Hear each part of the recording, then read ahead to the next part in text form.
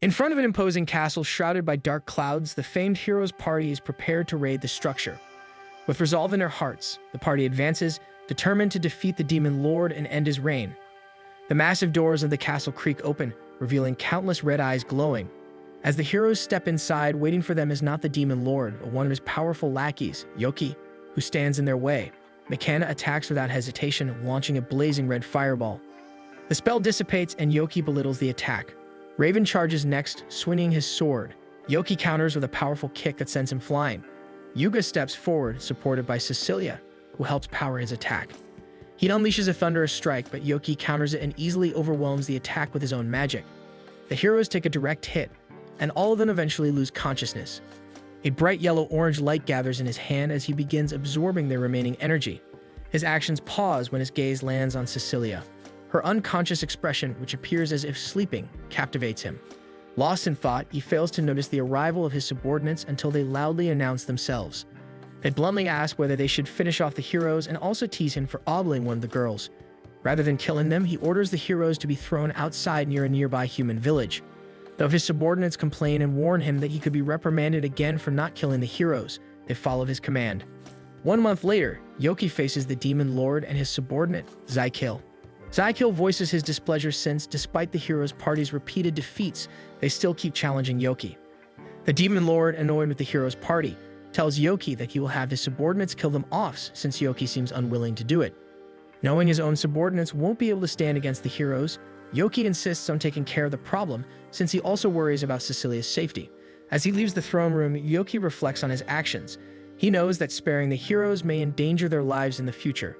Yet he also believes that they possess the potential to defeat the demon lord. With each passing day, the world inches closer to falling under demonic rule. On their next encounter, the heroes launch a coordinated attack.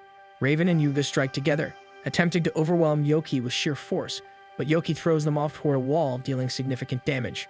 Makana raises her staff and fires a barrage of magic attacks. The spells strike Yoki directly, yet they fail to leave even a scratch. Yoki notices that Cecilia has moved to heal the wounded. Yoki watches her movements closely, captivated once again by her beauty. Despite their recovery, he laughs, mocking their efforts and warning them that they will only be swallowed by darkness again. Yuga prepares another attack, asking Cecilia for support. As he moves to strike Yoki, a bright light and smoke signal that the attack is connected. But as the smoke clears, Yoki stands unharmed. Yuga is shocked because it is supposed to be their party's destiny to defeat the demon lord. Seeing the party's determination, Yoki proposes a negotiation. He offers to let the heroes pass if they leave Cecilia behind, gesturing to her. Yuga immediately refuses, but Makana urges him to think of the world's salvation, as it holds more importance than a single person. Yuga is still hesitant to abandon a party mate, but Cecilia tells him to accept the offer, insisting she will be fine. With hesitation, Yuga decides to take Yoki's offer, and the heroes proceed to the demon lord's room. Left alone, Cecilia confronts Yoki, demanding to know why he needed her to stay. Yoki's expression changes to a timid one, but Cecilia decides to attack him. Yoki is shocked by her hostility, as her attack just bounces off him. To calm her down, he raises his hand, calling for a pause, and introduces himself. He reveals that he has no intention of killing her. Cecilia is confused by his words, but cautiously asks him what he means. Taking a deep breath, he confesses that he fell in love with her at first sight and would like to go out with her. Cecilia stands frozen in shock before bowing her head and apologizing, refusing his proposal. Crushed, Yoki lowers his defenses and falls to the ground, declaring that he should just die now. Cecilia prepares another attack, but Yoki makes no attempt to resist, which makes Cecilia uneasy, so she demands to know his reason. Yoki explains that her rejection means he no longer has a reason to live. If he were to be left alive, he would still be stuck in the castle and can only leave if he has orders to attack human settlements, which he doesn't want to do. Cecilia is puzzled because demons are supposed to find joy in bringing terror to humans. Yoki explains that he is actually a human from a different dimension, but was reincarnated into this demonic body.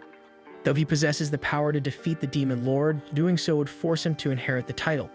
Yoki shares that living as a lackey under the demon lord felt isolated and purposeless. He has spent his days alone. Meeting Cecilia changed everything. For the first time since becoming a demon, he felt alive. Moved by his words, Cecilia urges him to live and use his power for good. She offers him a chance to leave the castle and join the outside world. After the demon lord's defeat, the kingdom of Clarinus erupts in celebration. King Darts declares a 3-day celebration for a Victory Memorial Day to properly celebrate the heroes' party's success. Just outside the kingdom's walls, Yoki prepares to fit in and breaks his horn. Meanwhile, the heroes' party is in a parade. Mikana shares her joy at their success with Yuga. Yuga credits their victory to Cecilia, who gives him a nervous smile. Seeing this interaction, Mikana feels a little jealous.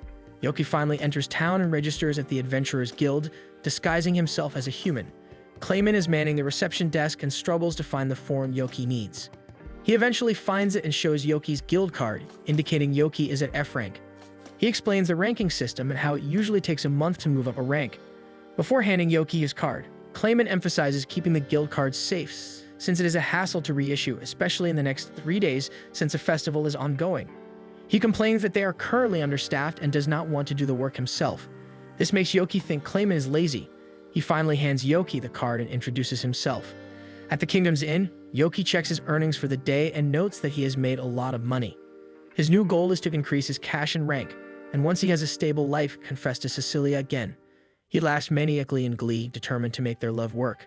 In a week, rumors circulate about a person who has been crazily climbing up the ranks. Yoki lazily enters the guild and hands Clayman a bunch of quests he would like to take. Clayman is annoyed that Yoki always makes him do the paperwork and complains that he should approach the female receptionist instead. Yoki refuses, saying he has grown attached to Clayman and would rather talk to him since he surprisingly works fast. Due to his impressive rise in the rank ladder, Clayman starts interrogating Yoki about his identity. Looking away, Yoki counters that he is only a normal novice adventurer. Clayman mentions that it is odd since Yoki ranked up from F to D in a mere week. Despite this, Clayman tells Yoki that he investigated the matter and is sure Yoki did not cheat. Their conversation is cut short by a cloaked figure who requests that Yoki's quests be cancelled. Both Yoki and Clayman recognize her as Cecilia, and Cecilia shushes Clayman since he almost revealed her identity. Cecilia has important matters to discuss with Yoki and invites him to her family estate so they can talk. They ride a coach to her estate, where 2 guards are eagerly awaiting Cecilia's return. One guard is surprised when Yoki is the first to exit the coach, so he immediately threatens him. Cecilia comes to Yoki's defense, saying that he is her friend. However, Yoki is feeling a bit disappointed since he was just labeled as a friend. In the estate's sitting room over warm cups of tea, Cecilia apologizes for not being able to meet Yoki earlier, which Yoki says is fine since he is busy being an adventurer. Yoki is even surprised by how Cecilia was able to find him. Cecilia explains that it wasn't hard since he is currently the talk of the town for ranking up so fast. This causes a smug grin to form on Yoki's face. However, Cecilia then tells him to quit the Adventurers Guild. This shocks Yoki, but Cecilia continues by saying that even if the Demon Lord is gone, other threats are emerging. She predicts the next one might be a war between nations. The signs of a possible war are already showing up with the hero receiving a lot of engagement offers. Status, money, and marriage are ways many nations may use as resources at their disposal to gather military strength and manpower. Since Yoki ranked up unbelievably faster than most people, he may become an S-rank adventurer, which will make him attractive to be used by nations to conquer the world. Cecilia also worries that his demonic powers might be discovered, which people might find a threat, and they would try to kill him. Since she is asking him to quit, Yoki will have a problem making a living. So Cecilia proposes hiring him personally, but admits she doesn't make enough to pay him the money an S-rank adventurer would earn. However, Cecilia bows and promises to do what she can as long as he accepts her offer. She even adds that this is for the sake of the country's peace. Yoki is shocked but recovers and declares that he will never serve another country, even if they were to throw beautiful women for him to marry. Confidently, he says that he only has eyes for Cecilia. This earns a laugh and Cecilia feels relief since she has nothing to worry about. She allows Yoki to stay with the Adventurers Guild with the promise that he is to stay low-key. Cecilia's mother, Celia, soon arrives and joins their discussion. Celia apologizes on behalf of their rude guards and assures Yoki that they will be punished by her maid, Sophia. Yoki believes the guards won't repent for getting scolded, but is shocked when Sophia asks Celia how many bones she should break. Getting to the point of the matter of her appearance, Celia asks Sophia to leave the room and asks Cecilia if she has already shared with Yoki that she received a lot of engagement offers, even one coming from Yuga. Irritated with this knowledge, Yoki kicks up a fuss and Cecilia calms him down. She shares that she turned down all offers, including the heroes. Celia figures out that Yoki also likes her daughter. Embarrassed to be found out, Yoki scratches his head. Celia asks him if he's interested in marrying Cecilia. Caught off guard, Yoki looks at Cecilia and sees her downcast eyes. He apologizes, saying that he will only confess again to Cecilia once he gets a stable life through his adventuring quests and wants to respect Cecilia's wishes. Celia puts on an annoyed expression for not accepting an offer, but eases her expression and tells him that he has passed since there was no way she was going to give Cecilia so easily. She moves to leave and tells Yoki to get along with Cecilia, and that he is always welcome in their home. Yoki and Cecilia go outside to chat a little. Yoki wonders if he truly left a good first impression since it is important for him because he met Cecilia's family. Yoki then requests if he can call Cecilia by her name. Cecilia agrees and wants to call Yoki by his name as well. Yoki shouts in joy since this means his first real progress with his relationship with Cecilia. A red streak of light emerges from the forest. A monster, a cockatrice, launches several attacks at Yoki. He successfully evades deep into the forest, effortlessly stepping back from each powerful attack.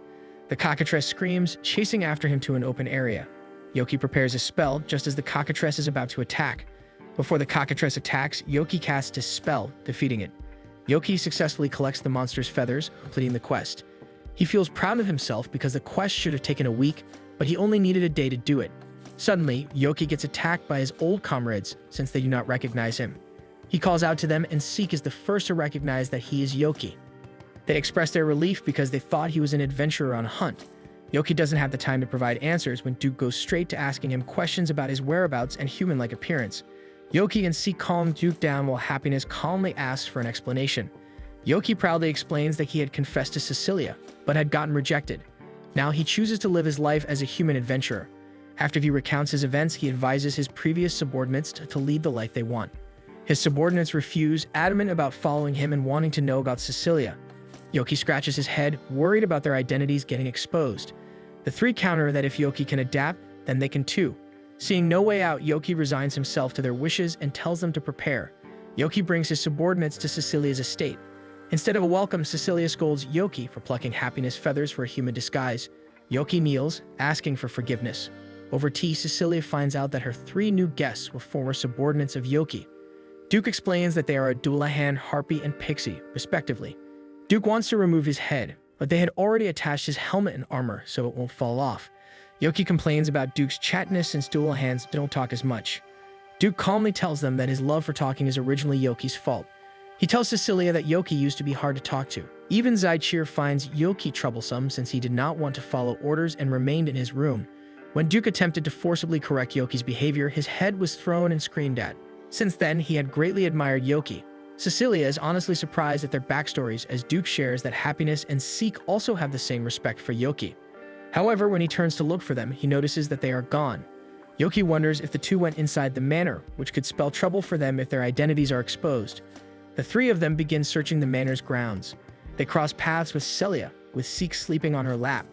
Yoki admits that Seek is his friend and asks if Celia finds him a bother. Celia dispels his worries, saying that she loves kids and wanted to take care of him once he got tired from playing. Cecilia asks Celia about Happiness' whereabouts. Thinking about it, she recalls that Happiness was taken away by Sophia. Inside the manor, Sophia teaches Happiness to curtsy in a maid uniform. Yoki and the rest rush in and find out that Happiness is now employed as the new maid. Yoki asks why Happiness is wearing a maid outfit in the first place, since she is Yoki's friend and a guest. Sophia turns to Happiness for an explanation, which she clears with a short answer. Sophia deeply apologizes for the confusion. When Yoki asks Happiness to change her clothes, Happiness refuses and expresses her interest in the job. Her reply puzzles the whole group, but seeing the determination in Happiness' eyes, Sophia invites her for a tour of the servants' quarters. With Happiness settled at Cecilia's manor, her old group and Yoki bid her goodbye. While they are sad, they are also happy that Happiness has found her calling, and the fact that they can visit her puts them at ease. While the others express their joy, Celia whispers to Yoki that Cecilia barely has time to rest. She shares that she'll have her daughter take the day off tomorrow, asking Yoki to spend time with her. The next day, Yoki waits outside the inn where he stays. A carriage arrives shortly, and the door opens to reveal Cecilia in casual clothes, a different outfit from her usual. Mesmerized, Yoki compliments Cecilia's glasses, which she uses as a disguise, hiding her identity as a member of the hero's party. Yoki realizes she lives a tough celebrity life.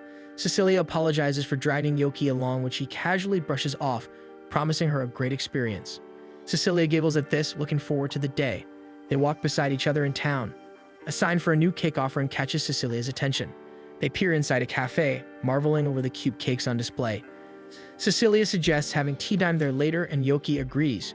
They go to a flower shop next, where Cecilia marvels over the pretty roses. In his head, Yoki calls her the prettier one. Cecilia pets a stray cat-like creature next, which meows in delight. In her excitement, Cecilia meows back at it in return. Yoki finds this encounter cute, screaming dramatically. At a dress shop, Cecilia tries on a red dress and tentatively asks how she looks. Yoki gives it a thumbs up of approval. After a string of activities, Cecilia remarks that her fatigue from work has faded away. He spots an accessories store and invites Cecilia to check it out. Yuga sees Cecilia from afar and tries to call out to her. McKenna stops him because he might give himself away. Cecilia manages to catch her name and sees them, and Yuga happily approaches her, completely ignoring Yoki in the process. He tells Cecilia that they are also out and about on their day off and were hoping to have a fun time in town. He excitedly invites her to join them. Cecilia declines the invite since she is with Yoki, introducing him as a friend. Yuga stares at him, wondering if he has met Yoki before. A nervous Yoki says no, and Cecilia suspiciously hums in agreement. Yuga decides to include Yoki in the group and drags an unwilling Cecilia to the shop since he noticed she was eyeing it earlier. This saddens Yoki and pisses off McKenna, since it is the first time she has had a date with Yuga since Cecilia always has attention. She turns to Yoki, hoping he is getting along well with Cecilia on their own date. McKenna wishes him good luck, and possibly with Yoki around, Yuga will finally give up on Cecilia. Yoki initially thinks McKenna is a good person, but after being repeatedly called plain-faced, he changes his mind. Looking at the hero's party members, Yoki remembers that Cecilia turned down Yuga's marriage offer. Despite this, Yoki wonders if Yuga is still trying his chances with Cecilia. Yoki rejoins Cecilia, asking if she found anything she likes. Cecilia apologizes for leaving him behind. Since they are in an accessories store, Yoki decides to buy Cecilia a gift as a thank you for helping him and his friends. Overhearing this, Yuga intrudes by announcing he will get both Cecilia and McKenna a gift. Yoki looks at him strangely and wonders if Yuga is competing with him. Yoki sees a blue crystal necklace as a potential gift, which Cecilia finds pretty. Not wanting to lose, Yuga grabs the most expensive hair accessory. He forcibly removes Cecilia's disguise, revealing her identity to the other customers. When people recognize her and the other heroes, they crowd around the hero's party members. They are swept away to another location, except for Yoki. When Yoki recovers, he quickly looks for Cecilia. Yoki sees Raven being crowded by a bunch of girls. He looks familiar to Yoki, but he has trouble recognizing who he is. A man notices his confusion and explains that Raven used to be part of the hero's party. Seeing that he looks troubled, Yoki decides to divert the girl's attention by saying Yuga just passed by. He quickly takes Raven to a secluded alley, and Raven looks for something to give him. Yoki makes a move to leave, but Raven tells him to wait, revealing his childlike voice. Yoki finds out the reason for Raven's quiet nature and respects his secret, since Yoki has his own. Raven stops Yoki from leaving again, asking him to be his friend, since Yoki is one of the few people who does not laugh at him. Realizing Raven's honest effort, Yoki agrees, shaking his hand. He bids Raven a quick goodbye. At a loss, Yoki and Cecilia realize the other must have gone home. Cecilia hears a lost boy crying for his mom. Cecilia approaches him and heals his scraped knee. This does not stop the boy from crying. His ruckus draws the attention of Yoki, who decides to cheer the boy up by comically declaring it his new mission to find the boy's mother. This makes Cecilia smile, but she quickly scolds him. The kid bursts into laughter because he finds it funny that a grown man can be scolded. After calming down, the two begin searching for the boy's mother. Yoki advises Cecilia to go home in case her disguise ends up getting blown again, but Cecilia tells him not to worry, saying they'll figure it out when it happens. When Yoki isn't facing her, she lets out a sneeze. Meanwhile, Yuga drags McKenna on a search for Cecilia. McKenna asks him to stop since he might draw attention again and Cecilia may have gone home.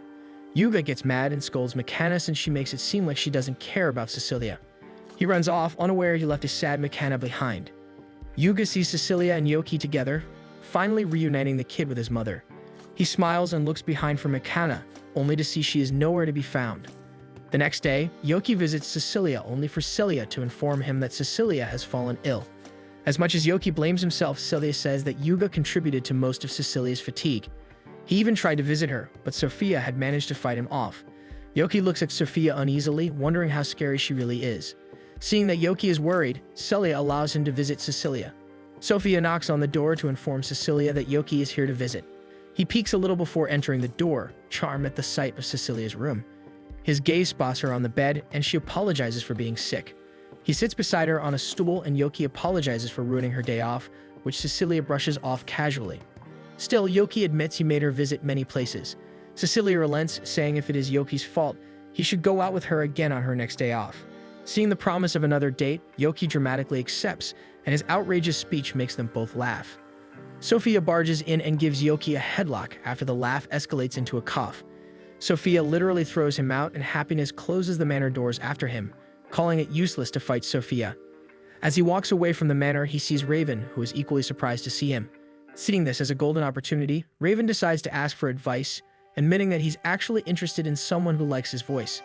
Seeing how bashful he has gotten, Yoki can't help but compare Raven to a boy going through puberty. He tells Raven to have more confidence because he has a lot of good qualities and is even a hero. Raven smiles and agrees, deciding it's time to confess his feelings. It takes a moment for Yoki to realize that Raven is possibly here to confess to Cecilia. After realizing that Raven is a potential rival, Yoki panics. He begins imagining all the moments they can develop a romantic relationship. Before Yoki can even confirm his theory, a dispirited Raven returns. Yoki takes one look and thinks Raven must have been rejected. Yoki returns to Cecilia's home to check on her, but his concern only makes Sophia suspicious since they were just together. Yoki asks about Raven's visit and Sophia confirms that Raven did come by. She adds that Raven was asking to see Happiness, much to Yoki's surprise. Yoki catches Happiness sweeping the walkway outside the house. He asks if Raven came to see her, then quickly adds that Raven is his friend, earning a reaction from Happiness. Yoki asks if Raven confessed and what her reply was. Happiness answers bluntly that it's impossible. Yoki understands that the harsh response is what caused Raven to be so disheartened, but he's aware he cannot force Happiness to like him. Instead of answering, Happiness runs away from him. Back at the inn, Yoki gathers Seek and Duke to talk about Happiness and Raven, making Seek remember him as the human who kept losing to Yoki. Duke questions Yoki for letting a human get close to Happiness, but Yoki denies even trying to set them up. Duke insists that even if a human loves her, Happiness won't receive it well, because she's a harpy and humans hunted her race for their feathers. Duke saved her, and that's how she ended up joining the Demon Lord's army. Seek counters that Happiness might not completely hate humans if she chose to work at Cecilia's manor. Yoki understands Duke's concern, but he says Raven isn't a bad guy, though Duke still doesn't look convinced. The next day, Yoki visits the Adventurer Guild, but he can't find Clayman anywhere. One of the receptionists asks if he's looking for the Vice Guild Master. Yoki pauses and asks who that is, only to realize it's Clayman's official title. The news surprises him since Yoki always thought Clayman was a slacker, but Clayman actually holds an important position. When Yoki asks where Clayman is, the receptionist whispers that he is at the hospital, but that information needs to be kept a secret for the sake of the guild's dignity. Yoki drops by the hospital and finds Clayman covered in bandages. Clayman admits he made his wife angry. Their wedding anniversary was the other day, and he spent the whole day trying to pick a gift, but couldn't settle on anything, so he got kicked out of the shop and didn't even make it to dinner. His wife thought he forgot the anniversary completely. He received a beating from her which landed him in the hospital, and Yoki now understands why the guild wanted to keep it a secret. Yoki comments that Clayman's wife must be strong. Clayman says they both used to be A-rank adventurers, and they even worked as a team for high-level commissions. People gave them the nickname Invincible Couple of Apathy, but Yoki thinks the nickname is lame. Yoki offers to heal him, but Clayman refuses. He says he wants to stay injured so his wife can nurse him back to health. Then Sophia walks in and Yoki is surprised that she's there to visit Clayman. Clayman greets her enthusiastically, which earns him a kick from Sophia. Clayman comments that he can see under her skirt, and Sophia says she doesn't mind because she is his wife. Yoki looks at her in admiration for how confident she is in announcing that she is married to Clayman. Sophia bows to Yoki and thanks him for visiting. Yoki asks about Cecilia, and Sophia says Cecilia's fever has already gone down and she's doing much better. Sophia also shares that Cecilia is out on business. Yoki then asks Sophia if girls really care about presents. Sophia's aura turns grim and she asks if her husband said something. Yoki panics, avoids the question, and remembers the last time he wanted to give Cecilia a gift. He explains that he had thought about getting her something because he wants to make her happy. Sophia tells him that if the gift comes with genuine thoughts, Cecilia will be delighted. Yoki feels relieved and bids her farewell. As Yoki walks in town, his mood is good because he saw how loving a married couple can be. He starts imagining Cecilia as his wife. Yoki snaps back to reality, wondering why he pictured Cecilia in a modern setting from his past life. He heads to the Night Order's dorm to find Raven. When he finds his room, he finds Raven lying on the bed, rotting away. He tries to call for his attention, but Raven seems deaf to his calls. Raven immediately finds the energy to sit up when Yoki mentions Happiness' name. To fix Raven's confusion, Yoki shares that Happiness is his friend. He explains that part of the reason for his visit is because he wants to learn how they met. Raven explains that he met her during one of his patrols. He saw thugs cornering Happiness, so he decided to step in. The thugs threw insults and one tried to punch him, but Raven dodged. One of them recognized him, so they decided to flee. Raven was about to leave, but Happiness tugged on his cape. He spoke without thinking and belatedly let his voice out. He froze and covered his mouth, conscious of how he sounded. Happiness noticed right away. She told him his voice was nice. Embarrassed, Raven said his voice and his face didn't match, but Happiness insisted that she didn't care, and that she was jealous of what he had. She thanked him and left, but she stayed on his mind. Raven admits that Happiness' maid uniform looked familiar, which is why he ended up in the manor which Yoki indicates belongs to Cecilia's family.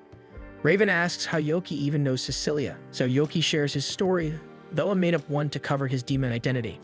Raven is amazed that Yoki abandoned his homeland just to be with the person he loves. He praises Yoki, saying he's amazing for working hard as an adventurer to become a man worthy of her. Raven, however, admits he feels like he isn't getting anywhere with Happiness. Yoki tries to comfort him and says Happiness isn't good with men, and she has past trauma.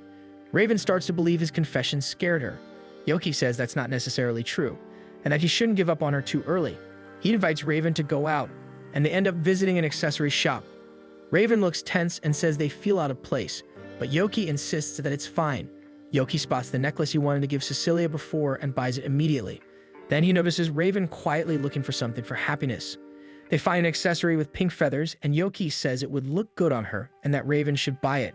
Raven hesitates and asks if a gift from a stranger would scare her. Yoki tells Raven that anyone would like a present as long as it is sincere, and adds that the design is something Happiness might like. Thinking about Happiness, Raven makes up his mind that if he gets the chance to see Happiness again, he'll give it to her. He writes on paper instead of speaking, so the cashier won't hear his voice when he buys the accessory. McKenna spots them and immediately recognizes Yoki. She approaches them and makes fun of their presence in an accessory shop meant for girls. Yoki gets defensive before proudly declaring they are there to buy presents for the ones they love, which earns him a hush motion from Raven. McKenna grins mischievously as she tries to coax Raven into admitting who he likes, but Raven only avoids eye contact with her. McKenna quickly understands why he isn't speaking to her is because she had made fun of him when they first met. The remorse on her face makes Yoki surprised that she acknowledges her mistakes. Soon, people in the shop start recognizing McKenna and Raven. McKenna suggests they move somewhere else so they can talk more. At a restaurant, McKenna complains that they're not even talking since they keep eating to evade her. To get Yoki to start talking, she casually mentions Cecilia. At the mere mention of her name, Yoki immediately begins sharing his status with her. He admits that they technically are not dating since Cecilia is always busy and has to deal with several proposals. He shares that he is aware Yuga had recently gotten rejected by her. McKenna explains that it's only natural for Cecilia to reject Yuga because all Yuga does is anger her. McKenna starts listing several instances where Yuga had annoyed them. She also points out that because Yuga is popular, he often causes trouble for the party.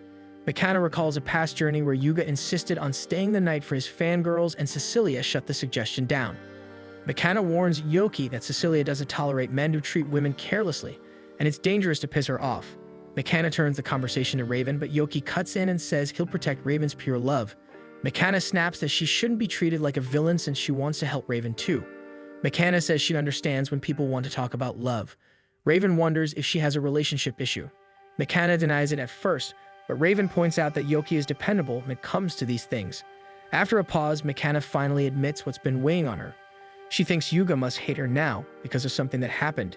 Yoki braces himself since the topic seems heavy. McKenna explains that it started during their repeated defeats at the Demon Lord's castle. Yoki already knows, but he forces himself to act clueless. She says they weren't losing to the Demon Lord, but to the demon guarding the middle section. Every time they lost, the party got dragged back to the nearest human village and were even healed. But they kept lying to the villagers, claiming they withdrew from the middle section so they could prepare themselves for their standoff with the Demon Lord. They didn't want the villagers to know they lost to a guard because it would be humiliating for the party and Yuga. They kept getting defeated for a month and the village provisions started running low. When things got desperate, the demon offered the condition to leave Cecilia behind. McKenna was the one who persuaded the party to accept it. She believes that's why Yuga hates her for it. Raven, using his voice, tells Yoki not to blame McKenna because he did not refuse the offer. Yoki asks if McKenna ever told Cecilia how she felt. McKenna shakes her head, believing asking for forgiveness feels too cheeky. Yoki persuades her to do it, and McKenna eventually agrees because the party really matters to her. They watch McKenna leave, and Raven expresses he doesn't want to end things here. He gathers the courage and announces he will go see Happiness again. They end up visiting Cecilia's manor, and Duke spots them and greets Yoki. He doesn't recognize Raven, so Yoki introduces him. Duke finds out that Raven is the one who confessed to Cecilia. Not liking his presence or how he refuses to talk, Duke doesn't take too kindly to him, refusing to hand over Happiness. Yoki tries to explain that Duke is only protected because he knew Happiness for a long time. Despite Yoki's attempt to calm him down, Duke continues to demand that Raven leave Happiness alone. Raven finally talks and admits that he doesn't know much about happiness. Duke is baffled by his answer, because a man would usually declare that he will protect the ones he loves. However, Raven shakes his head and says it isn't like him to say such things. The answer surprises Duke, and they soon see happiness at the side. Instead of acting harshly, Duke pushes Raven forward and tells him he should say what he wants to her. When Yoki gives him an unsure look, Duke admits he was only testing Raven, and it should be happiness who chooses who she wants to be with. Raven approaches her and apologizes for confessing so suddenly. He then shyly holds up his present and nervously asks her to be his friend. Happiness takes the bag and says that she wouldn't mind being friends with him. Seek tries to snap Yoki out of this slump, insisting that they go to Cecilia's house because he is bored. However, since Cecilia isn't there, Yoki refuses to leave his bed. As he continues to rot away, Yoki realizes that it's already been a week since he last saw her. Apparently, everyone from the hero's party has been busy. Cecilia was assigned to travel to various villages to heal wounded individuals. Raven and McKenna are occupied as well, as they now serve as the heads of their respective organizations. Meanwhile, Yuga is acting as a diplomat while also being tasked with defeating high-level demons around the kingdom. He admits to himself that he feels guilty that the party has become so busy that they needed to split up, and also notes how their relationship has strained. He knows part of the reason is because he allowed them to defeat the demon lord, so he wishes there was something he could do to repay them. Seek eventually grows impatient and jumps onto Yoki's torso. He complains and says he wishes Duke had stayed instead of agreeing to become a knight. Suddenly, Happiness enters the room and informs them that Cecilia will be returning in the afternoon. This instantly lifts Yoki's spirits. It means he'll finally have the chance to give her the necklace he bought. Before heading to the manor, Yoki decides to kill some time in town. A mysterious fortune teller stops him and warns that he'll have an unlucky day. Yoki refuses to believe her and continues on his way. To him, being able to see Cecilia again is more than enough to make the day worthwhile. When he enters his usual bakery, he's greeted by a muscular man wearing a frilly apron. Yoki wonders what happened to the shop's usual assistant, only for the man to reveal that he's actually her brother. Yoki orders some cupcakes, but they're enthusiastically shoved into his arms. He leaves the bakery a little shaken and slightly disappointed to find that the cupcakes ended up crushed. He takes a bite anyway and is relieved to find that they still taste just as delicious as ever. However, his luck takes another turn when he accidentally bumps into another tall, muscular man on the street, earning him an angry glare. Thankfully, he comes out of the encounter unscathed. Moments later, he nearly steps on some dog droppings, making him start to think that maybe today really is unlucky. Suddenly, a child bumps into him. Yoki manages to catch the child, but the skewer of the kid was holding slips from his hand and falls to the ground. The child begins to cry over the lost food, so Yoki buys him 2 skewers to make up for it. After the child leaves happily, Yoki realizes he's fallen victim to a pickpocket. Using his magic to strengthen his legs, Yoki begins his chase. This allows him to easily catch up to the pickpocket, whom he knocks out with a powerful kick. He retrieves his bag of coins, but suddenly Yuga appears and points his sword at Yoki, accusing him of being the thief. Yoki tries to explain the situation, but Yuga refuses to listen and repeatedly swings his sword at him.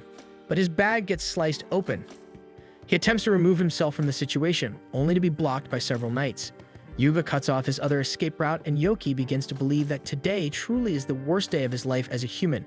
He later finds himself handcuffed in a dungeon, feeling depressed over everything that has happened. Duke eventually shows up and teases him, joking that Yoki must be craving a solitary life again since Cecilia has been ignoring him. Yoki tries to argue back, but Duke simply smiles in understanding. He reassures Yoki that Raven is already working to clear his name. Yoki feels relieved, but he notices that Duke doesn't refer to Raven as his superior. Duke casually responds that the only person he considers his superior is Yoki. However, he adds that he does call Raven Commander when they're out in public. Their conversation is interrupted by Irini, who arrives to remind Duke that he has training to attend. Yoki realizes that Irini is an elf, while Duke asks her for the dungeon key, explaining that Raven has already proven Yoki's innocence. Irini happily hands over the key, confirming that Yoki has been cleared of all charges. She then turns her attention to him and mentions that Yuga would like to personally apologize for the misunderstanding. Yoki later meets Yuga and Raven at a restaurant where a generous spread of food is laid out before them. Yuga enthusiastically welcomes him and urges him to eat, his overwhelming brightness nearly blinding Yoki. They quickly clean their plates, and Yoki thanks Yuga for the meal. Yuga then shares that Raven thoroughly scolded him for his mistake. He recalls seeing Yoki around town with Cecilia before and asks about Yoki's true relationship with her. Yoki nervously answers that they're just friends. Yuga feels relieved and then asks Yoki if it would be possible for him to give some advice on how to get closer to Cecilia. Yoki's eye twitches as Yuga is essentially his rival when it comes to earning Cecilia's affection. Still, he decides to tell Yuga to seek advice from someone who has known Cecilia longer, since he himself only became friends with her recently. Raven writes that he can't do that, which causes Yuga to insist that Raven should speak freely and not worry about his voice. Yoki realizes just how insensitive Yuga can be toward his party members. Raven, still refusing to talk, suggests that Yuga try speaking with Mikana instead. Yuga immediately refuses, claiming that Mikana hates Cecilia. Surprised, Yoki asks if Mikana ever said that herself. Yuga reveals that Mikana had once abandoned Cecilia during a battle. Yoki and Raven quickly realize that Yuga is referring to the fight against Yoki's demon self. Yoki's expression hardens as he tells Yuga that it wasn't Mikana's fault, nor was she in the wrong at that moment. Yoki explains that it was the demon who proposed the deal and that Mikana knew they needed to proceed with defeating the Demon King before they ran out of provisions. Even so, Yuga refuses to accept that Mikana wasn't at fault. To him, if Mikana truly didn't hate Cecilia, then she never should have even considered the offer. No matter what Yoki says, Yuga continues to insist that Mikana is to blame. Because of this, Yoki decides to shift the blame onto Yuga instead. He tells him that the person who made the final decision to leave Cecilia behind was actually Yuga himself. Raven's eyes widen at this revelation, as it isn't common knowledge and Mikana never told Yoki about it. However, Yuga is far too deep in denial to notice Yoki's deliberate wording. He repeatedly insists that he wasn't the one who sentenced Cecilia to death, and that everything was Mikana's fault. Raven places a firm hand on Yuga's shoulder and gently motions for him to stop talking. Yuga finally begins to calm down, and Yoki tells him that he needs to properly face his mistakes. This causes Yuga to suddenly break down in tears, drawing the attention of the other restaurant guests. Yoki apologizes for being too harsh and tries to calm him down. After some time, Yuga regains his composure and reveals that he and Mikana have been friends since they were children. Among everyone in the party, Mikana is the one who has stayed by his side the longest. Realizing how terribly he has treated her, Yuga wonders what he can do to make things right. Yoki casually tells Yuga to let Mikana scold him like she usually does. He explains that when someone scolds you, it simply means they care about you. Encouraged by Yoki's words, Yuga decides to apologize to Mikana. However, he asks Yoki to come with him, admitting that he's actually scared. Yuga practically drags Yoki along to Mikana's house. Yoki and Raven are forced to wait outside, as Yuga honestly admits that he lacks the courage to go in alone if they aren't nearby. Inside the house, Yuga accidentally walks in on Mikana while she's changing, causing her to scream. Her voice can be heard outside, making Yoki and Raven worry slightly. Unbothered, Yuga grabs Mikana by the shoulders and begins his apology. At first, Mikana just wants him out of the room, but her feelings slowly begin to change as Yuga sincerely pours out how sorry he is. However, when he ends his apology by asking her to continue scolding him in the future, Mikana becomes irritated. She assumes this is some strange quirk of his that makes him want to be scolded, so she decides to teach him a lesson using her magic. Yoki quietly slips away, leaving Raven behind to handle the aftermath. Yoki rushes back into town and heads towards Cecilia's house. He passes the fortune teller again, but doesn't stop to listen. The fortune teller was just about to tell him that his luck had changed. Along the way, Yoki receives a bag of cupcakes from the bakery as an apology for the ones that were crushed earlier. Then he's surrounded by servants who apologize for the trouble their master caused him. The young boy's attendant also hands him a bag of skewers to make up for what happened. At last, Yoki arrives at Cecilia's manor and is brought to her room. It feels like months since he last saw her, and he happily shows her all the food he picked up along the way. Cecilia invites him to eat with her and says she'll prepare the tea. Yoki is surprised as it's usually a servant's job, but Cecilia explains that she's been learning how to cook from Sophia. After they finish their meal, they suddenly hear Yuga's voice as he bursts into the room and immediately asks Cecilia to scold him. Mikana punches him out of the way and tells Cecilia that they actually came for a different reason. Standing beside them is Raven, and Mikana begins to apologize. Sensing that this is a matter for the hero's party, Yoki gives them some space to talk. The hero's party begins apologizing for the time they left Cecilia in the hands of the middle gatekeeper. Although Cecilia insists that she doesn't hold it against them, Mikana still believes they need to apologize as they had effectively abandoned her comrades. Cecilia, on the other hand, reasons that all of them risked their lives that day and that she also left them to face the Demon King without a healer in the party. Mikana suddenly recalls that day. After Yuga dealt the finishing blow, worry immediately overcame her. She was the first to sprint back to the middle floor, praying that Cecilia was still alive. To her surprise, she found Cecilia completely unharmed and running toward her as well. Relieved that Cecilia was safe, Mikana collapsed into her arms, having sustained heavy damage and exhausted all of her magic. Cecilia fondly remembers that Mikana was the first to reach her despite being badly injured. She is also grateful to the rest of the party, as they all kept their promise and rushed back for her. She tells them that, above all else, she is simply thankful that they all survived the ordeal. Eventually, the heroes' party's friendship is restored, and they begin smiling among themselves once more. Watching them, Yoki smiles as well, feeling that their bond has only grown stronger. After most of the heroes' party leaves, Yoki and Cecilia take a walk around the property. Cecilia quickly guesses that her party's sudden apologies had something to do with Yoki. Nervous, Yoki admits that he wanted to do something for them, since he was the one who caused the rift in the first place. Cecilia smiles and tells him that she's happy he's getting along so well with her family and friends. Seeing this as the perfect opportunity, Yoki decides to give her his present. When Cecilia opens the box, she finds a familiar pendant inside. Yoki explains that he went back to retrieve it and hopes that Cecilia will accept it as a gift from him. When she does, Yoki suddenly breaks into tears and loudly expresses his gratitude for her accepting it. Cecilia can't help but think fondly of him, as her life has become happier since he decided to live among them. Elsewhere, a village is being raided by bandits. Just as the bandits are about to strike down the remaining villagers, a mysterious swordsman appears and effortlessly defeats them all. One day, Seek and Yoki ride in a carriage with Cecilia to assist her. Yoki grumbles about why he had to bring Seek along since he had been hoping to spend the day alone with Cecilia. Cecilia begins to apologize for dragging them along, but the movement of the carriage makes her feel sick. Seek quickly offers her a potion made by him, and after a few sips, she instantly feels better. Seek makes sure to rub it in Yoki's face that he's the more helpful one. Smiling at their bickering, Cecilia shares how grateful she is to have them with her. Both boys express how eagerly they want to help her with her job. They finally arrive at a destroyed village, where the village head is the first to greet them. While he recognizes Cecilia, he is uncertain about Seek and Yoki's presence, but relaxes once Cecilia explains that they are also healers. They are brought to the chapel where several villagers have taken refuge. Immediately, the trio begins treating the sick and injured. As Cecilia works, Yoki can't help but keep his eyes on her, admiring how kind and diligent she is. The village head notices and approaches him, commenting on how wonderful Cecilia is. He then realizes that no one was seriously harmed during the attack. The village head explains that a mysterious swordsman named Miller appeared and forced all the bandits to flee. Yoki's attention returns to Cecilia, who is clearly exhausted from healing so many people. He urges her to rest, but when she refuses, Yoki decides to cast a spell to make her sleep.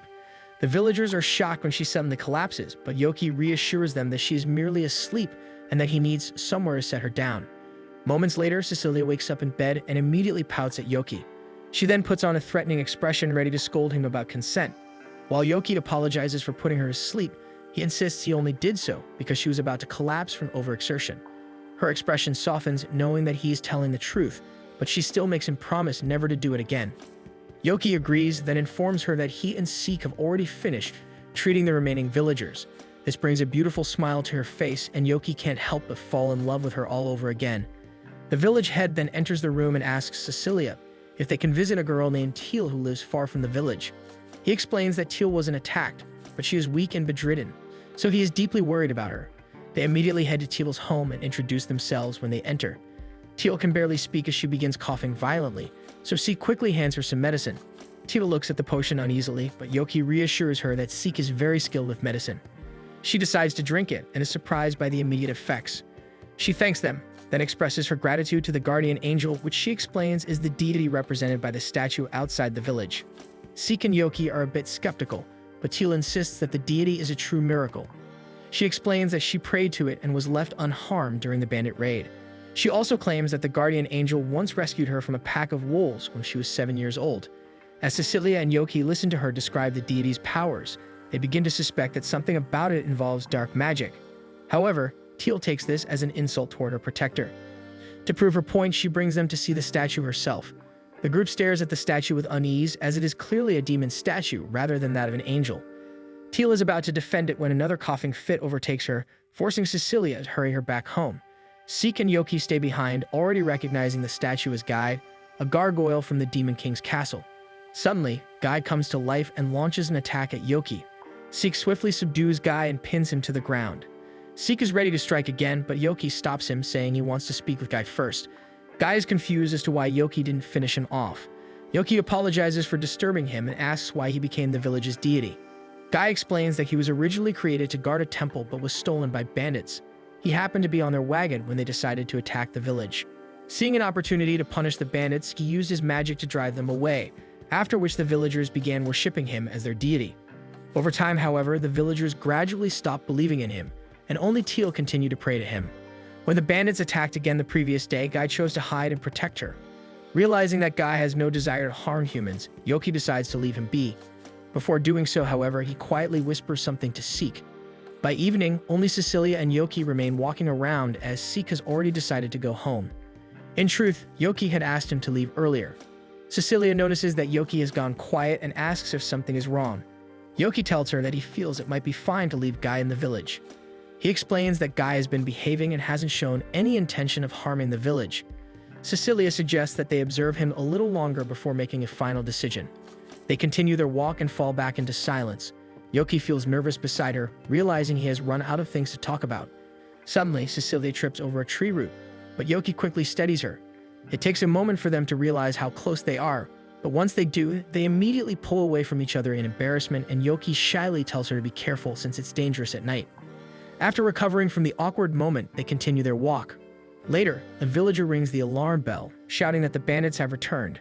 Before they can breach the gates, Yoki and the others are already there to greet them, though Seek is still half asleep. Yoki lets Seek handle the first few attacks, which surprises Cecilia, since Seek is far stronger than she expected. After a while, Yoki decides to join the fight, and Cecilia promises to support him. Yoki easily blasts the enemies away, even protecting Cecilia before any attack can reach her. Suddenly, they notice smoke rising from the direction where Guy is located.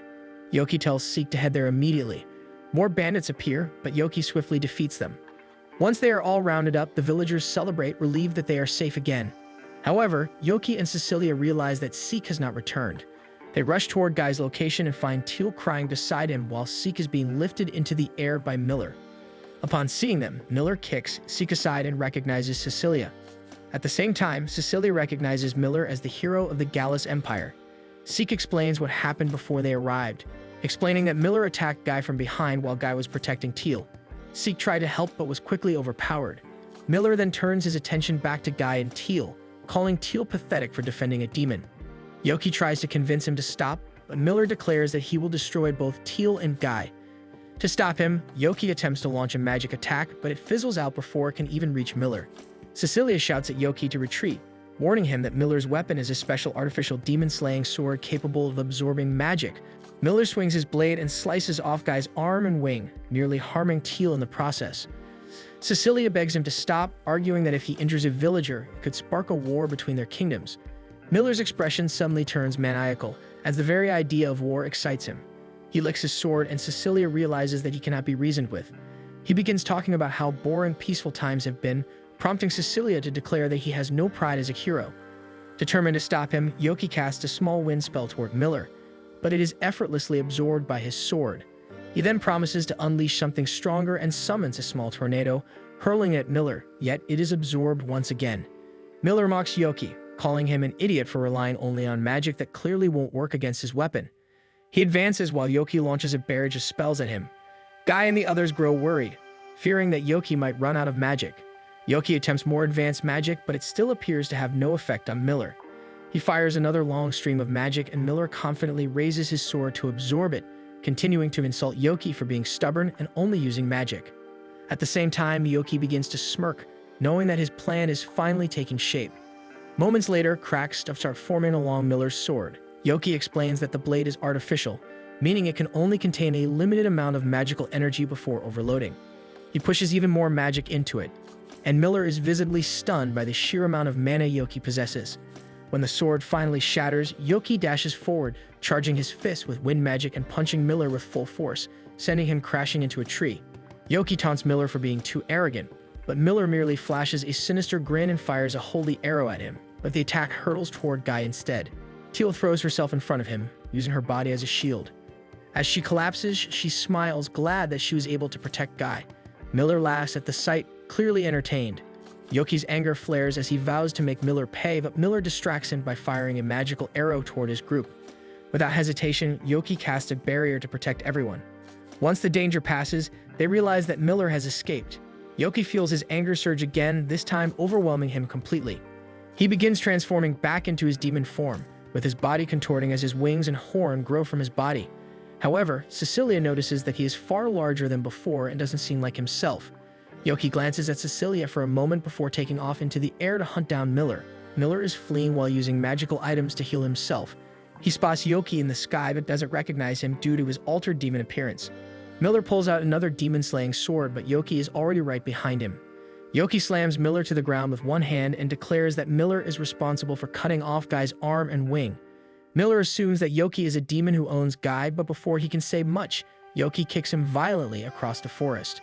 Miller survives the blow, but Yoki instantly appears behind him again, punches him in the stomach, and lifts him into the air, intent on ending him. Miller mocks him, accusing him of enjoying tormenting others. Yoki's eyes widen as he remembers the way Cecilia looked at him earlier. Regaining his senses, he tells Miller that he isn't worth his time and drops him into the lake below. Meanwhile, the rest of the group returns to Teal's house. Cecilia waits outside for Yoki, worried that he won't return. He approaches her, already back in his human form, much to her relief. Cecilia notices blood forming on his forehead from where he tore out his horn. Yoki tries to brush it off, but Cecilia's eyes fill with tears at the sight. She gently heals him, then smiles and welcomes him back. Yoki blushes and answers that he is home. Later in the day, Teal tells them that she wants to go to Minerva so she can help Guy. Regular healing magic won't work, but she believes that there may be a way to heal his wounds in Minerva. Since demons aren't allowed in Minerva, Yoki uses earth magic to disguise Guy as a clay statue. They eventually return home. Teal is easily hired by Cilia, but when Yoki tries to leave Guy with her, she immediately refuses, not wanting an ugly statue in her home. Teal ends up crying because she is forced to be separated from Guy. One day, Teal is busy cleaning Guy in Yoki's room. When she asks where Yoki is, Guy mentions that he has already left to head to the castle. At the castle, Cecilia and Yoki meet King Daz to discuss the events that took place in Daka's village. Yoki initially thinks the king is full of himself, but Daz suddenly shifts to a relaxed tone and insists that they speak casually. However, his advisor, Sylvia, immediately scolds him for his improper conduct. As the king playfully argues with her, Yoki wonders if this is his true personality. Daz then acknowledges their accomplishments in defeating Miller and saving the village. It offers them a reward, but Cecilia politely declines. Daz then turns to Yoki and asks what he wants. With his usual dramatic flair, Yoki declares that what he desires is not something the king can give him. Daz is taken aback as he is not used to anyone saying he has nothing to offer. He tries to guess Yoki's wish, even asking if Yoki wants his throne. Yoki denies every suggestion until he finally blurts out that what he wants is Cecilia's love. The room falls into an awkward silence and Daz stares at him in bewilderment before bursting into good-hearted laughter. He admits that this truly is something he cannot grant. Yoki immediately becomes flustered, realizing he actually said it out loud. Moments later, they return to Cecilia's manor, where Yoki desperately begs for her forgiveness. Cecilia scolds him for confessing in such a public and inappropriate setting. Celia finds the situation amusing and declares that Yoki must reflect on his actions, banning him from seeing Cecilia for an entire month. Yoki collapses in despair while Cecilia tries to convince Celia that the punishment is too harsh. Seeing through her daughter's hesitation, Celia realizes that Cecilia doesn't actually want Yoki gone for that long. She reduces the punishment to 2 weeks and orders Happiness to drag him out. Happiness drags him down the hallway, where they spot Seek sitting sadly in the garden. Yoki realizes that Seek must still feel guilty about his defeat against Miller and his inability to protect Teal and Guy. Sensing that Yoki is stalling, Happiness drags him the rest of the way. They return to his room, where Happiness drops him onto the floor beside his bed. Yoki greets Teal and Guy as he lands. Teal is surprised as it is the first time she has heard Guy's name, though she still wants to continue calling him her guardian angel. When she begins coughing again, Happiness urges her to go home. Guy bids her farewell, clearly worried about her health. Before leaving, Teal tells Guy that he is her source of strength. Afterward, Yoki collapses onto his bed to mope. He tells Guy that he is no longer allowed to see Cecilia for some time. Guy suggests that he should use this opportunity to make it up to her, since he now has the time. Yoki drags himself to the guild and demands that Clayman give him as much work as possible so he can become a man worthy of standing beside Cecilia. Half a month passes and Cecilia accidentally pours tea for two, a mistake that Celia immediately notices. To hide her eagerness to see Yoki again, Cecilia claims that the second cup was actually meant for Celia. Sophia then shares that Clayman told her Yoki has been keeping himself extremely busy with guild work. The mere thought of Yoki makes Cecilia blush and smile. That evening, when Yoki returns to his room, Guy notices that he seems to be in good spirits. Yoki happily shares that he will be able to see Cecilia again soon. Guy then decides that it's time to tell Yoki something he has been keeping to himself. He transforms back into his original form. Yoki's eyes widen when he sees that cracks have begun forming and pieces are starting to crumble away. Guy admits that he won't last much longer. Guy asks Yoki to look after Teal, deeply worried because she is also very sick. He explains that Teal relies on him heavily, and if he were to disappear, she might believe she is completely alone. Yoki promises to take care of Teal, but he also firmly declares that he will save Guy as well. He tells Guy that the room would feel lonely without him and says it would be great if Guy could remain there as a permanent fixture. Yoki leaves and meets up with Duke, who tells him that Guy might simply need to be fed a magical ore. Yoki is surprised to learn that this is common knowledge and decides to search for one immediately. When he reaches the exit, he suddenly realizes he has no idea where to find magical ore. Before he can figure out his next move, Cecilia comes running toward him with bad news. Apparently, Teal's condition has worsened. Sheet and Yoki rush to Teal's room, where Seek is busy mixing herbs for her. Seek explains that Teal has been fighting a fever that refuses to subside and her energy is rapidly draining. Cecilia sits by Teal's side, feeling helpless since magic cannot cure illness. Seek adds that they don't have enough herbs to sustain her, but obtaining dusk grass could greatly help her recovery. He explains that dusk grass does not grow anywhere near Minerva, so Yoki and Cecilia volunteer to search for it. Yoki expresses his gratitude towards Cecilia and mentions that he also needs to help Guy. Upon hearing Guy's name, Teal tries to get up in a panic, but Seek gently convinces her to lie back down. Seek tells Yoki that he will stay behind and protect Teal while they are gone. As they leave the room, Yoki asks Cecilia if she knows where they might find magical ore. Cecilia suggests that a merchant might have some, so they decide to head there, but they immediately run into Celia. Yoki and Cecilia hurriedly try to explain themselves, remembering that Yoki is still banned from seeing her. However, Celia tells them it's fine, and since they are doing this for Teal's sake. They visit the wealthy merchant, but when they ask about magical ore and dusk grass, he reveals that both are currently out of stock. Frustrated, Yoki groans just as Clayman enters the shop to pick up a request. When he sees Yoki, he tries to persuade him to take it, but Yoki refuses. Clayman reveals that he already knows about Yoki's situation. He explains that the request involves defeating a monster inside a mine where magical ore and dusk grass can be found and harvested. Realizing this is exactly what they need, Yoki and Cecilia accept the request. They depart with Clayman and Sophia using special transport, since the journey will take 2 days and they are already pressed for time. Sophia decides to tag along, feeling personally responsible for Teal's condition. Before heading to the mine, the group stops by a nearby town to rest and prepare for the battle ahead. Yoki is confused as to why they aren't going straight to the mine, so Clayman explains that the mana output in the area grows stronger in the evening, which also strengthens the monster they will be facing. The target is a rock eater, a creature that has been growing unusually powerful from consuming magical ores. Normally, rock eaters are not dangerous, but this one has mutated, becoming violent and resistant to magical attacks. On top of that, the client has requested that the rock eater's skin be retrieved without a single scratch, which is why Clayman has joined them. His strategy is to restrain the creature with magic rather than attack it directly.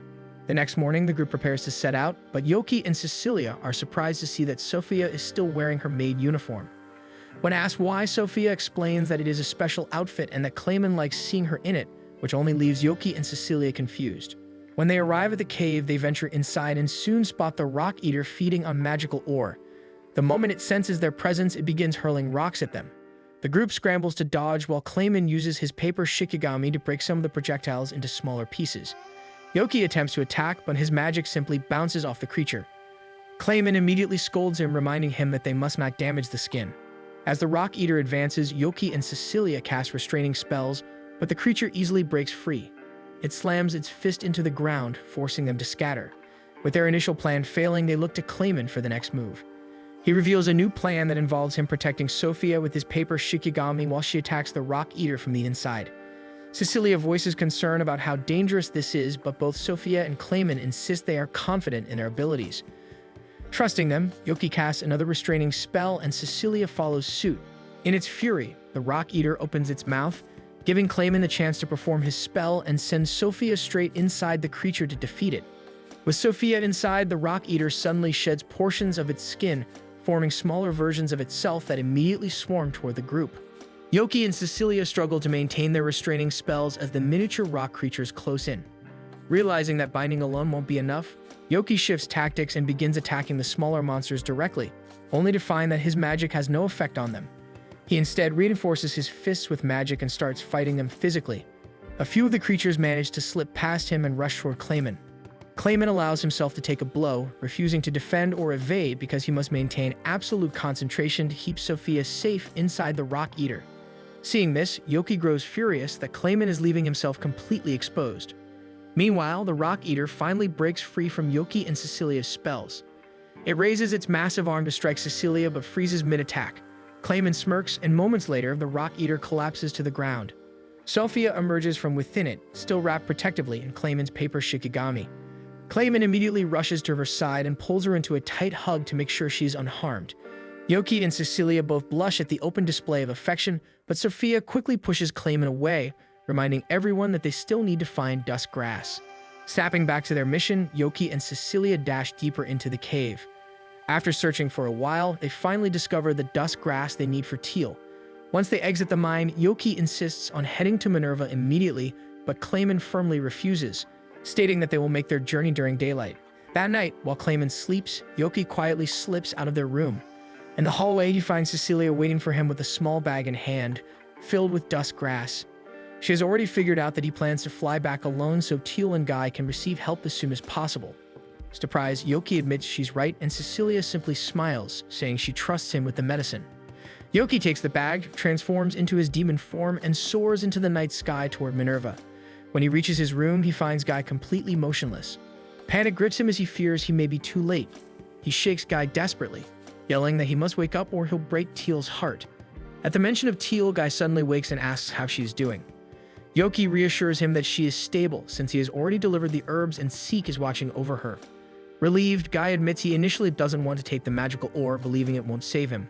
Furious, Yoki begins shoving the ore into his mouth, insisting he must try for Teal's sake. Remembering how much Teal depends on him, Guy finally accepts and consumes the magical ore. In an instant, his cracked stone body restores itself completely. Overwhelmed with emotion, Guy immediately takes off toward Teal's home. Teal is asleep when he arrives but stirs when she senses him beside her bed. Seeing her improved condition, Guy feels a deep sense of relief. By the window, Yoki and Seek watch their reunion. Guy thanks Seek sincerely for protecting both Teal and him, even during the battle against Miller. Seek tears up and Yoki congratulates him on a job well done. Teal notices that Guy's arm is fully healed and he confirms that they no longer need to worry. That same evening, Yoki returns to the inn in time to ride back with Cecilia the next day. Exhausted, he falls asleep with his head resting in her lap. Cecilia smiles softly and murmurs that this is his reward. One rainy evening, three hooded figures stand overlooking a quiet town. One of them clutches an ominous book filled with dark arts. The next morning, Yoki wanders through town, bored out of his mind. As he walks aimlessly, he spots Clayman and approaches him. Clayman explains that he's out searching for an anniversary present. Yoki eagerly offers to help and drags him into a prop store. He immediately grabs a pair of cat ears and declares they would be perfect for Sophia, especially since they would match the maid outfit Clayman loves so much. Clayman quickly corrects him, insisting he only likes plain maid outfits. He admits that he has already bought something he intends to give Sophia, but Yoki barely listens. His attention shifts to a long black coat and a full-face bat mask displayed nearby. He calls the outfit cool-looking, then eagerly tries it on after the saleslady encourages him. Clayman stares at him with a flat, unimpressed expression, but Yoki proudly declares that this is his ideal aesthetic.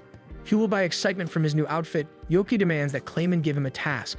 Clayman returns to the guild hall alongside him, much to the surprise of the receptionist, Sierra, who knows he was supposed to be taking the day off.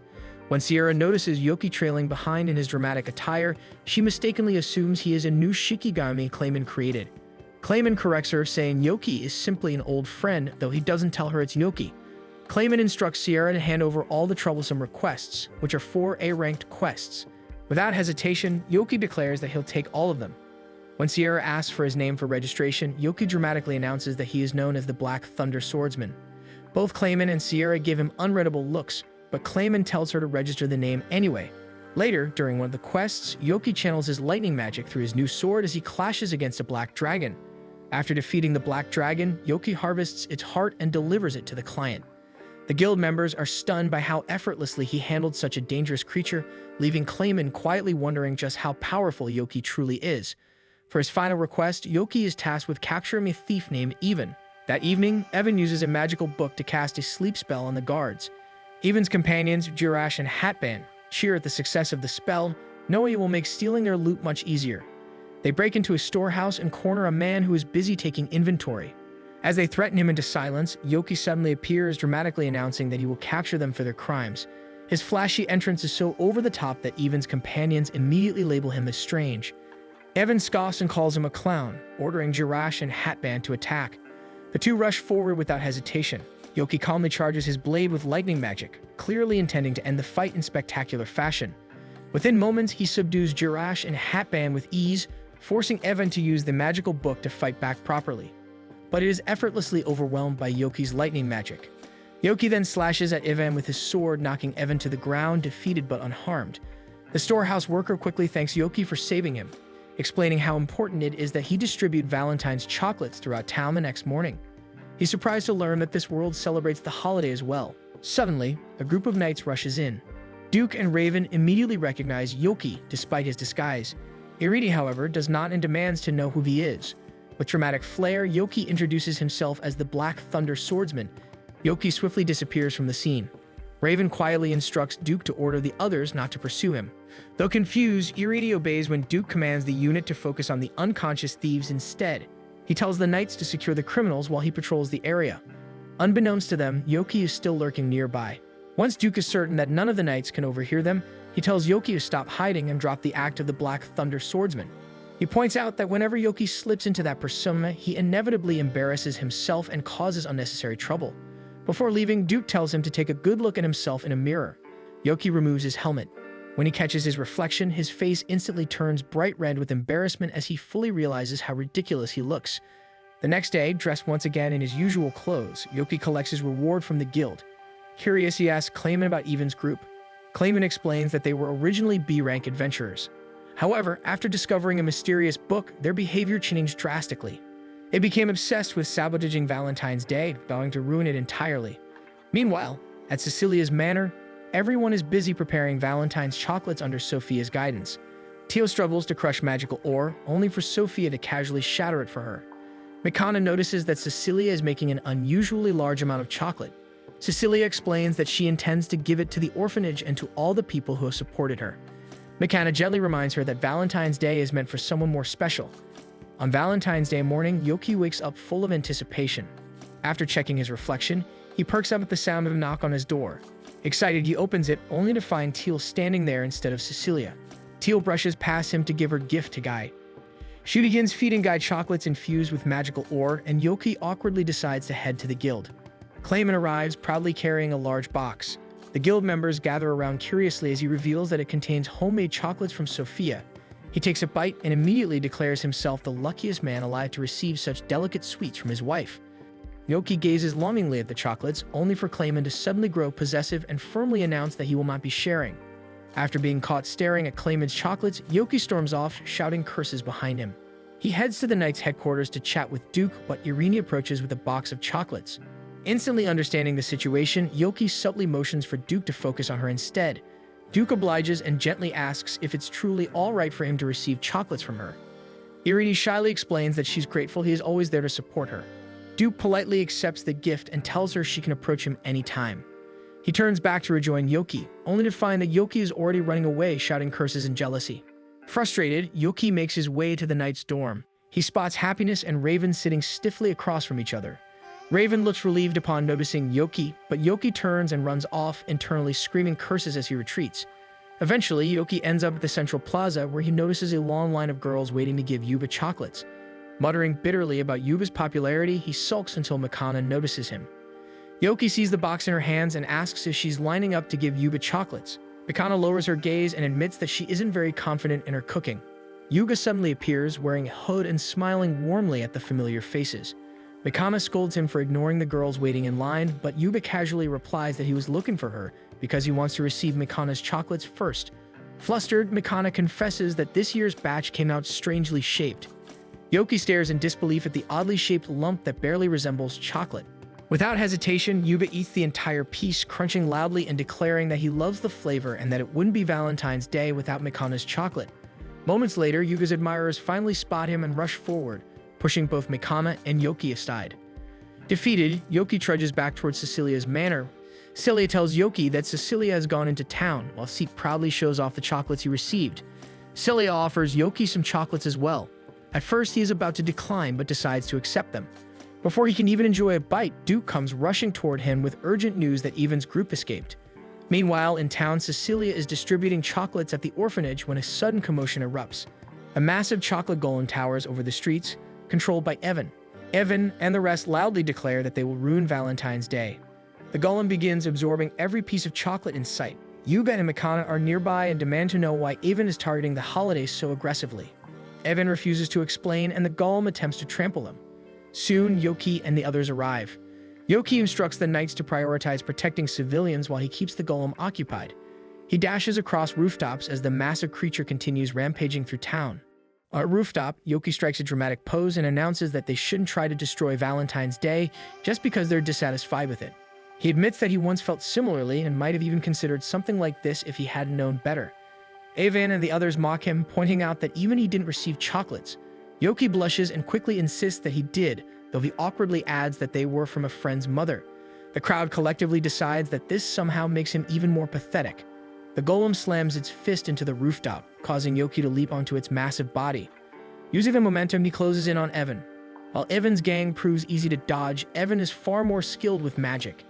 Evan accuses Yoki of being just like them, someone who has no real hope for Valentine's Day. Yoki argues back that the day isn't over yet and there's still a chance his crush might give him chocolates.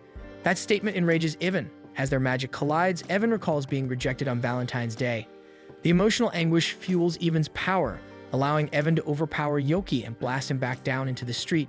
The golem continues absorbing chocolates, including Cecilia's box. Raven rushes forward to strike the creature, but Mikana stops him, afraid that all the collected chocolates will be destroyed. Seeing Cecilia's chocolates taken pushes Yoki over the edge. He demands they give them back as he summons an immense surge of lightning magic. The bolt strikes, and the chocolate golem melts under the overwhelming power. Evan falls from the collapsing mass, but Yuga catches Evan just in time. Upon looking more closely, he realizes that Evan is actually a girl. Evan snaps that girls can hate Valentine's Day too.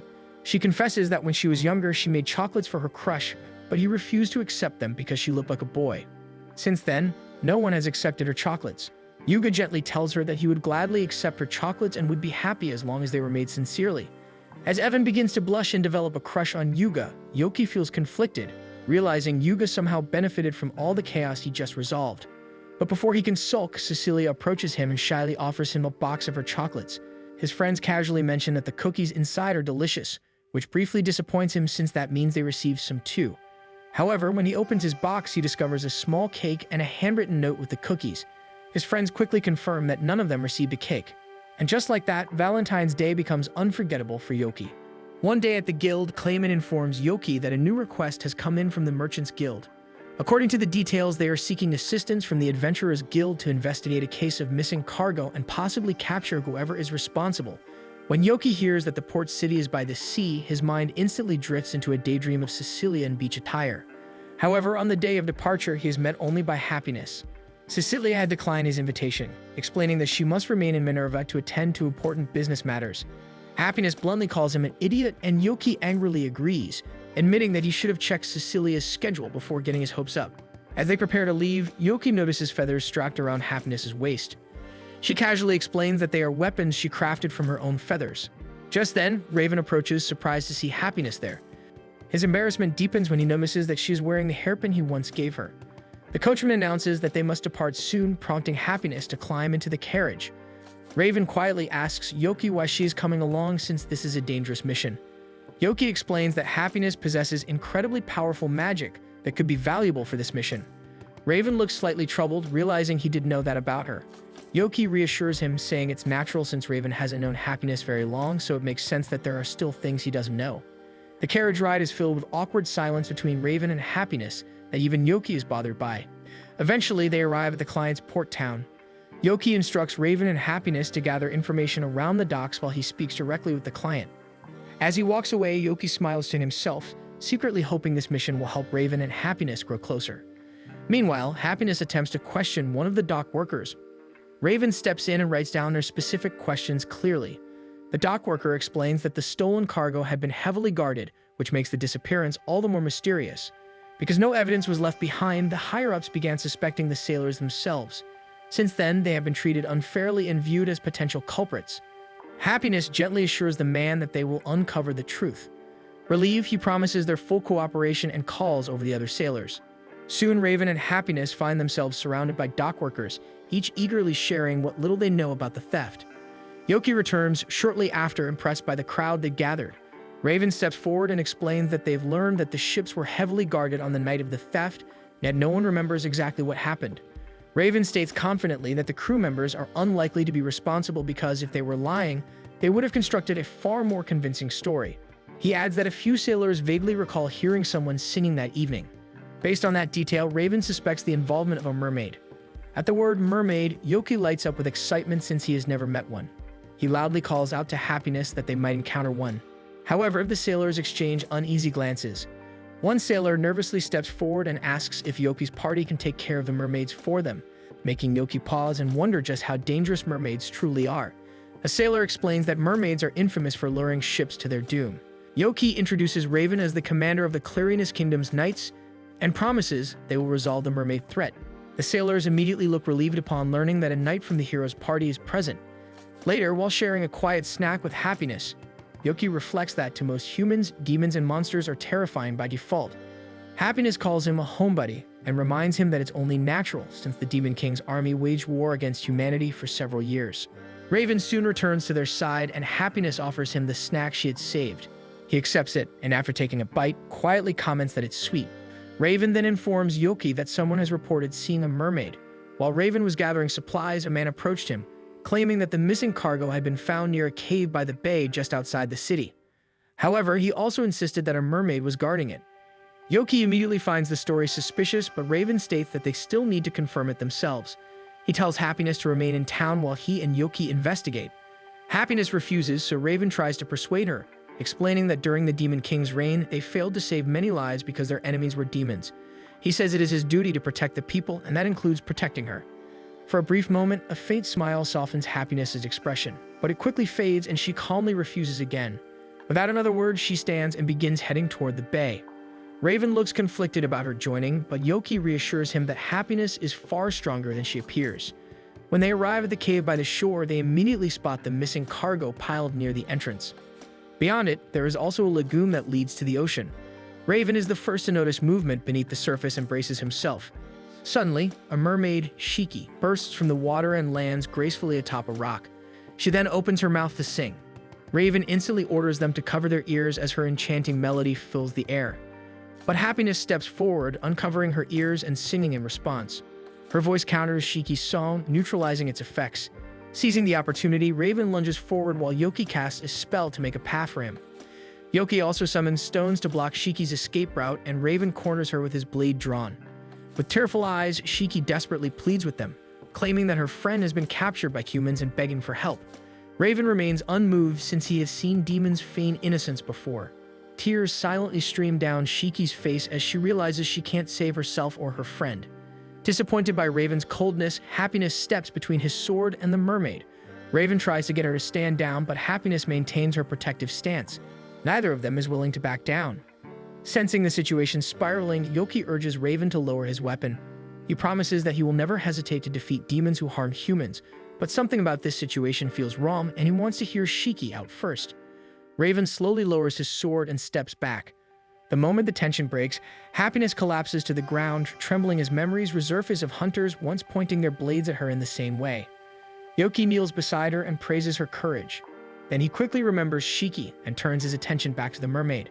Both he and Happiness promise they will listen to her story. Yoki enthusiastically suggests they begin with introductions. His overly cheerful tone earns him an unimpressed stare from Happiness, but he continues anyway, introducing Raven and Happiness as well. Shiki quietly shares her name in return. Shiki explains that someone forced her to hypnotize humans with her song. Normally, mermaids keep their distance from human settlements, and that was how she and her close friend Misaki had always lived. But during a violent storm, they were captured by humans. Shiki says the man threatened to harm Misaki unless she used her voice to put people to sleep. Since then, she has been obeying his orders. With visible guilt, she admits that she was the one who put the ship's crew to sleep the night the cargo was stolen. Yoki feels that she is telling the truth, but Raven sharply warns him not to trust her so easily. Happiness questions why they cannot give Shiki their trust. She gently takes Raven's hand and tells him to trust her judgment instead and that she believes Shiki.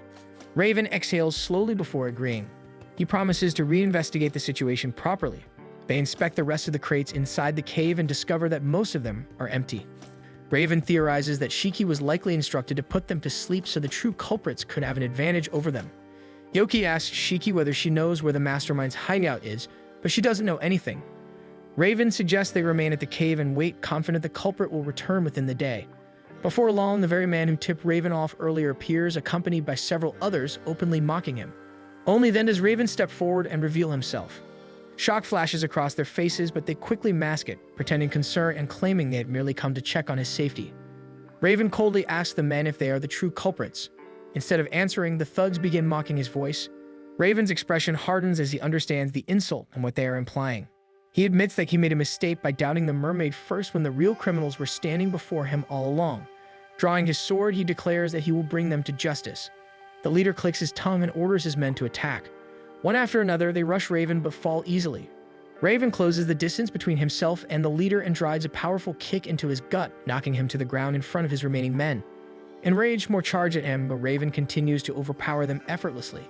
Eventually, the rest panic and attempt to flee. Yoki steps in to block their escape, but before he can act, Happiness unleashes her magic, knocking the fleeing men unconscious in an instant. Raven stares at her in surprise, newly aware of just how powerful she truly is. It doesn't take long to tie the criminals up. Even so, they desperately claim they were acting under the mermaid's spell. Raven refuses to entertain their excuses and demands to know where Misaki is being held. They soon locate the hideout and hear movement from inside a large crate.